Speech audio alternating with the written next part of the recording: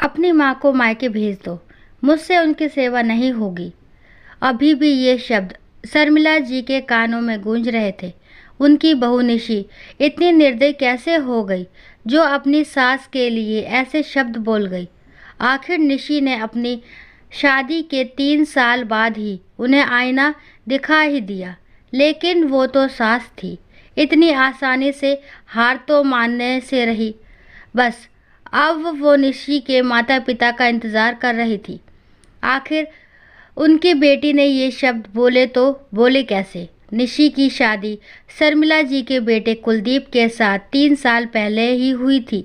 हंसती मुस्कुराती निशी ने ससुराल में जल्दी ही अपनी जगह बना ली। हर काम भाग भाग कर करती थी, इसलिए शर्मिला जी भी उससे खुश रहती थी। लेकिन शादी के 3 महीने बाद उसे पेट दर्द की शिकायत रहने लगी। पहले तो शुरू में शर्मिला जी ने उसे पास के मेडिकल शॉप से पेट दर्द की दवाइयाँ दिलवा दी, लेकिन जब धीरे धीरे उसे पेट दर्द की समस्या ज़्यादा होने लगी तो ससुर रमन जी और कुलदीप के कहने पर उसका चेकअप करवाया गया। तब पता चला कि उसे पथरी की शिकायत थी। हालांकि स्टोन का साइज़ कम था जो दवाइयों से ठीक हो सकता था, लेकिन ट्रीटमेंट करवाने की जगह शर्मिला जी ने हंगामा कर दिया। पथरी तो उसे पहले से ही थी। उसके मायके वालों ने अपनी बीमार बेटी को झूठ बोलकर हमारे माथे मर दी, इसलिए इलाज भी उन्हें ही करवाना पड़ेगा। मैं तो 1 रुपये भी खर्च नहीं करने वाली। घर में कुलदीप और उसके पिता रमन जी ने शर्मिला जी को खूब समझाने की कोशिश की थी, पर वो तो समझने का नाम ही नहीं ले रही थी। उल्टा उन्होंने उसके मायके फ़ोन लगा दिया और उसके माता पिता को यहाँ बुला लिया। आखिर उसके माता पिता जो दूसरे राज्य में रहते थे, वो रातों रात टिकट करवा कर उसके ससुराल पहुँचे। लेकिन जब वहाँ पहुँचे तो ना कोई चाय नाश्ता, ना कोई और बात। शर्मिला जी ने सीधे सुनाना शुरू कर दिया, लेकर जाइए अपनी बीमार बेटी को यहाँ से और करवाइए अपने आप इसका इलाज। अपना पैसा बचाने के लिए आपने अपनी बीमार बेटी हमारे माथे मर दी। शर्मिला, कैसी बातें कर रही हो तुम? ये सब बोलने से पहले एक बार सोच तो लो कि क्या बोल रही हो, रमन जी ने कहा। आप बीच में मत बोलिए, मैं बात कर रही हूँ ना। शर्मिला जी ने सबके सामने ही रमन जी को ये कहकर चुप करवा दिया। निशी के पापा ने भी कहा, समधन जी, हमारी बेटी को कोई बीमारी नहीं है, पथरी ही तो है, और ये तो किसी को भी हो सकती है। इसका तो इलाज भी संभव है। अगर इलाज की बात है तो इलाज हम करवा देंगे, मना नहीं कर रहे हैं, पर आप ये हम पर बेवजह का इल्ज़ाम तो मत लगाइए। खर्चा बचाने के लिए अगर शादी की होती तो आपको पता होना चाहिए कि शादी में पथरी के इलाज से कई गुना ज़्यादा खर्चा होता है। मुझे कुछ नहीं सुनना। अरे, कोई रातों रात स्टोन इसके पेट में बना नहीं होगा, ये तो पहले से ही बना था। आपको सब पता था, फिर भी जानबूझकर आपने अपनी बीमार बेटी हमें दे दी। आखिर शर्मिला जी कुछ समझने का नाम ही नहीं ले रही थी, तो रमन जी और कुलदीप के कहने पर मम्मी पापा निशी को अपने घर ले आए। वहाँ मायके में ही निशी का इलाज चला। जब तक इलाज चला निशी मायके में ही रही। शर्मिला जी ने तो फ़ोन लगाकर भी नहीं पूछा कि अब उसकी तबीयत कैसी है। उल्टा पूरे रिश्तेदारी में ये बात फैला दी कि इन समधियों ने झूठ बोलकर, धोखा देकर अपनी बीमार बेटी हमारे पल्ले बांध दी।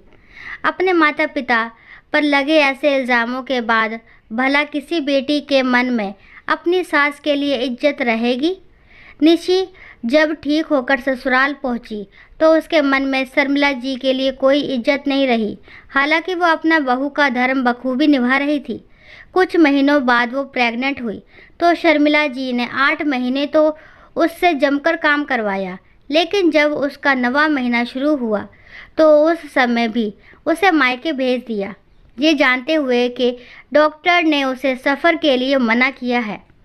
ज़बरदस्ती सफ़र करने के कारण निशी को डिलीवरी के टाइम काफ़ी समस्याओं का सामना करना पड़ा, पर भगवान की कृपा रही कि उसकी डिलीवरी में उसके बच्चे को कोई नुकसान नहीं हुआ। अब तो निशी का मन घृणा से भर चुका था। जानती थी कि दुनिया में कोई अमृतत्व तो लिखवा करके आया नहीं है। एक ना एक दिन बीमार तो हर शख्स को पड़ना पड़ता है। लेकिन आज जब सासू माँ बाथरूम में फिसल कर गिर गई और उनके पैर में फ्रैक्चर हो गया, तब निशी ने कुलदीप को साफ साफ कह दिया, आप अपनी माँ को मायके भेज दीजिए, मुझसे उनकी सेवा नहीं होगी। किसी को भी इस बात की उम्मीद नहीं थी कि निशी ये शब्द कह देगी। शाम तक निशी के माता पिता उसके ससुराल पहुंच गए। जब वो सासू माँ के कमरे में मिलने गए तो सासू माँ उन्हें देखते ही बोली, आइए आइए, आप ही का इंतज़ार हो रहा था। सुनी अपनी बेटी की बातें, इससे मेरी सेवा नहीं होगी। अरे उसने ऐसा कैसे कह दिया कि मुझे मायके छोड़ आए? अरे उसे क्या यहाँ पूजने के लिए लाए हैं?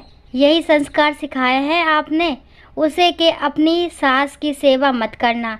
माफ़ करना समधन जी, पर ये संस्कार हमने नहीं सिखाए, ये तो आपके सिखाए संस्कार है। अचानक ऋषि की माँ ने हाथ जोड़ते हुए कहा, ये क्या बकवास कर रही है आप? जी मैं तो गलत तो नहीं कह रही हूँ। सास को सेवा तो चाहिए, लेकिन बहू का कुछ करना नहीं है। फिर भला बहू के मन में सास के लिए इज्जत कहाँ से होगी? आप खुद सोच कर देखिए कि आपने निशी के लिए कभी कुछ किया था क्या? जब जब उसे ज़रूरत पड़ी वो मायके में ही थी, या शायद ज़बरदस्ती भेज दी गई थी। निशी की मम्मी की बात सुनकर सासू माँ भड़क गई। अरे आप जैसी माएँ होती है तो अपनी बेटी का घर बसने नहीं देती, उल्टा अपनी बेटी को समझाने की जगह आप उसे मेरे खिलाफ भड़का रही हैं। बस करो शर्मिला, कुछ भी बोले जा रही हो। अपनी गलती क्यों नहीं मान रही हो तुम? आखिर समधन जी गलत तो नहीं कह रही हैं। जब जब बहू को तुम्हारी ज़रूरत थी तुमने उसे मायके भेज दिया। हमारे मना करने के बावजूद भी तुमने ऐसी हरकतें की। अब किस मुंह से उससे सेवा की उम्मीद करती हो? आज रमन जी ने सबके सामने शर्मिला जी को डांट दिया। ये देखकर शर्मिला जी चुप हो गई। आखिर निशी के माता पिता कुछ घंटे रुक कर वहाँ से रवाना हो गए। शर्मिला जी के लिए रमन जी ने एक नर्स रख ली, वही उसका सारा काम करती थी, जबकि निशी अपना घर का काम और अपने बच्चों को संभालती थी। दोस्तों आशा करती हूँ ये कहानी आपको पसंद आई होगी। कहानी पसंद आती है तो प्लीज़ मेरे चैनल को लाइक शेयर सब्सक्राइब करना ना भूलें, और इस कहानी के बारे में आपके क्या विचार हैं कमेंट बॉक्स में ज़रूर बताएं। कहानी को लास्ट तक सुनने के लिए थैंक यू।